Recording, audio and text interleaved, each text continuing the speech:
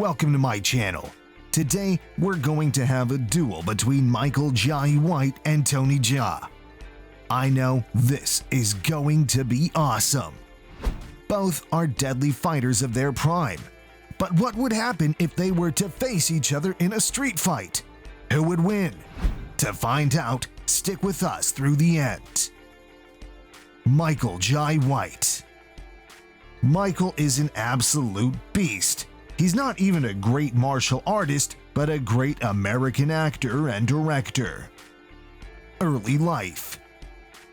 Michael Jai White was born on November 10, 1964 in Brooklyn, New York. His father couldn't keep up with them and died when Jai was just a baby. His family then migrated to Bridgeport, Connecticut. From his teens, he fell in love with martial arts, and secondly, his school environment was really bad, so it also inspired him to join the Martial Arts League. Now that he had started learning martial arts at the age of 8, nobody at his school could face him. He was the most feared kid. In his school life, he used to teach karate at a local academy. To earn a little extra money, he also took part in many tournaments. All these heavy travails helped him get into college. His martial arts skills. There is no doubt that he is a great martial artist. This legend holds 8 black belts in different martial arts. When he was 8, he joined a local academy in Connecticut. In just 4 years of his childhood, he earned a black belt in karate at the age of 12. However, he didn't just stop at this single black belt. He then moved on to other martial arts styles. He has a wide list of martial arts that are Shotokan, Kobudo, Goju Ryu, Tang Soo Do, Taekwondo, and many more.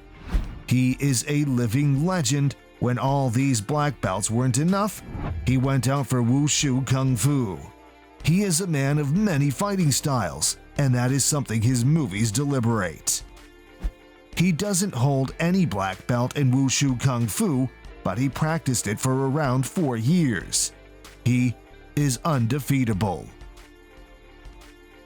His acting skills. Just like he's a great martial artist, the one no one can stand, he is great at the camera too. It was his college dream one day to become a successful and amazing superstar. His first step was filled with difficulties. After several trials, he successfully got several roles in the advertisement. But his first movie was HBO's Tyson, where he starred the living legend Mike Tyson in 1995. People say that this was when he became a well-known superstar, but that wasn't it. His success was followed by another victory that was Spawn. In Spawn, he was the first black comic book hero. Just when people thought they had seen his fighting style, he faced JCVD in 1999. It was Universal Soldier: The Return. He then confronted Steven Seagal in 2001.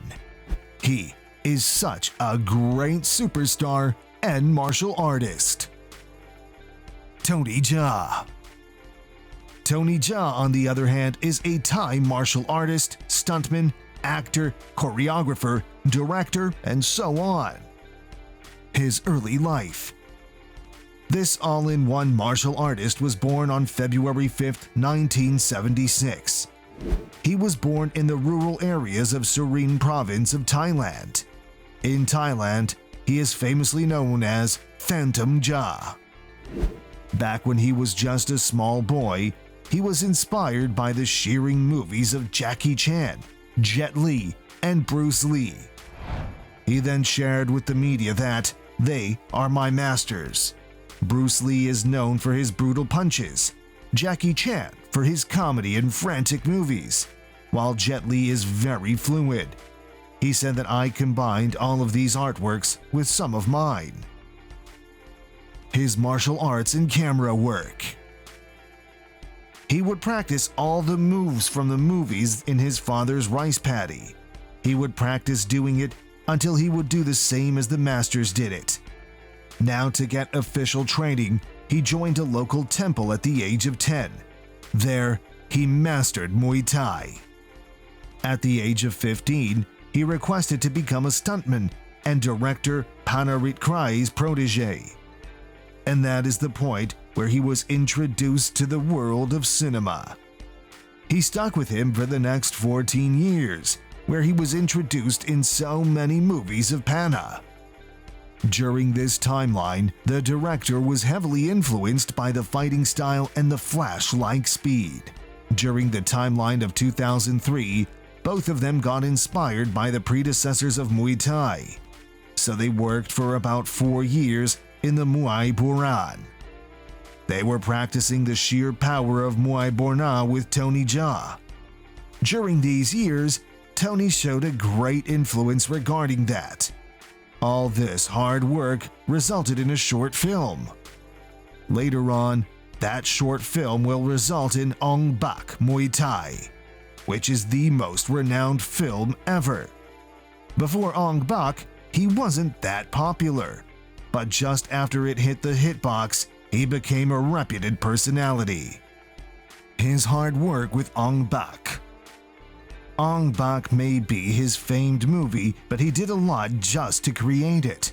First of all, the fighting styles, the moves, jumps, kicks, and punches, all were done without any external help.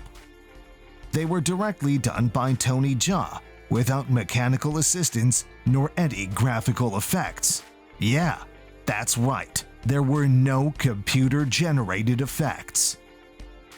But what about the fire when Tony's trousers were caught? Even that was real. They had to shoot that scene 3 times in a row. In an interview, he said that, during that scene, he burned his eyebrows, eyelashes, and his nose. Apart from that, he critically injured his ligament and sprained an ankle. There is no denying that he is such a great martial artist and actor.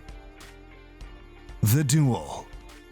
After a long time, let's put these deadly acrobats in a one-on-one arena and see who would win in a street fight. We will be giving them a score based on their attributes and performance. But before we do that, you should keep in mind that both of them are beasts, and we don't know who would win this fight if it happened. Each of our fighters will get a maximum of 10 points for perfection in every pedigree. First, fighting pedigree. First, let's start with Jai White. He has been taking part in the tournaments back when he was a child, and that he is unknown as undefeatable in his movies.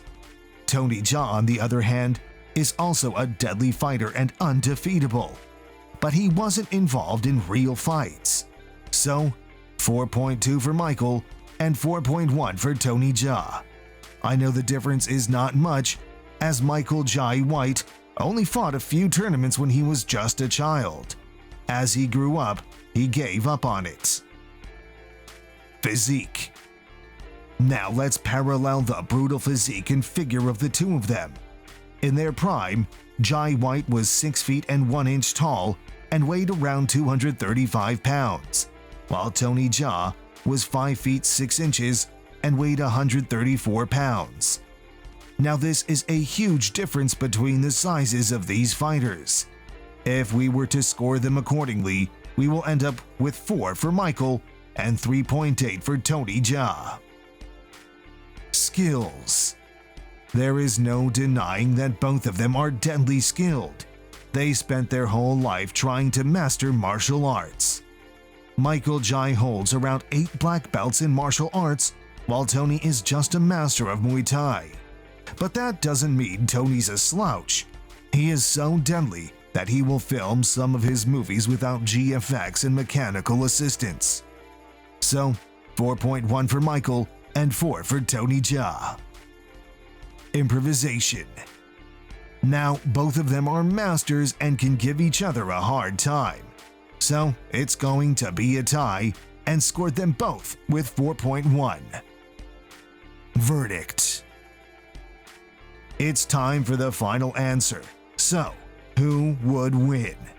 If we were to go with the score and declare a winner, it would be Michael Jai White, because he has an accumulative score of 16.4 out of 20, while Tony, on the other hand, has scored 16. We don't know who would win in a real street fight, so if you disagree with me, that is 100% okay. But kindly let us know in the comments section why you disagree with us. I'm sorry to say that you have reached the end of our video. If you adored our video, then press the like button and subscribe to our channel for sportier and entertainment videos. See you in the next one.